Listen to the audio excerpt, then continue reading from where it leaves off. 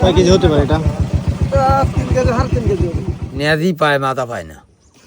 জি ভাই, মাথা পায় না, মাথা পায় না, শেষ মাথা পায় না, এত বড়। এত বড়। তারপর? কিন্তু ও 4-5 মিনিট পানির নিচে ওঠে না। পরে যখন 4-5 মিনিট 4-5 এতক্ষণ নিঃশ্বাস? এতক্ষণ।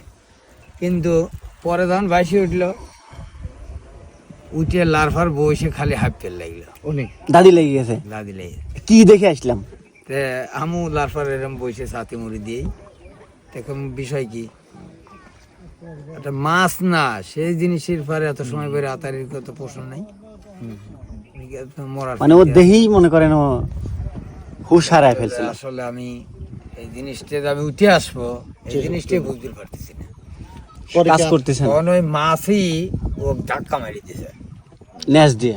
ক্ষতি করে নাই? না, ওর ক্ষতি কপাল ভালো, ধাক্কা মারি দিয়েছে তখনই ঢেলে উঠে। সব মাছ ওই পানির তল দেশে আর কি। এই মাছা যে সব মাছের মাছা একজন, একজন সব মাছ নিয়ন্ত্রণ করে, শাসন করে। মানে মৌমাছি যাওয়া একটা রানী মাছি থাকে। রানী মাছি আছে, মাছেরও এরকম মাছা আছে। দর্শক, আমার হাতে দেখতে পাচ্ছেন এটাই সেই জাল। জালের মধ্যে কি আছে আমি জানি না, কি রহস্য আছে আমি জানি না, তবে এই জাল দিয়েই ধরা হচ্ছে বিশাল আকৃতির গজার মাছ। ঠিক আছে, হ্যাঁ,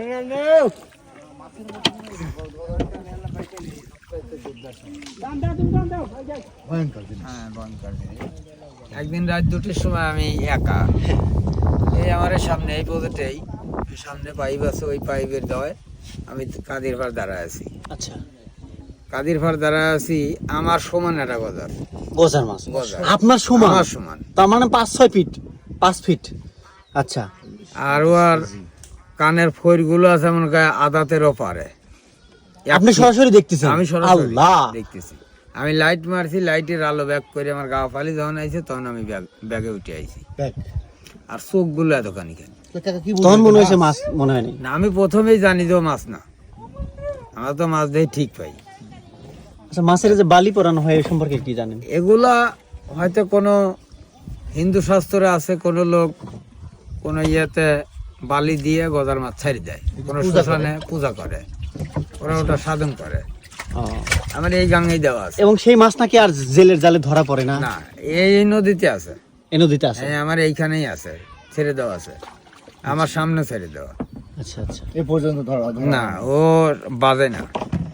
কিছুদিন আগে মোটামুটি আমার ওই পাকা কাটছে, ওই জায়গা কিছু মেয়ে চল ফলের পায়টায় ওই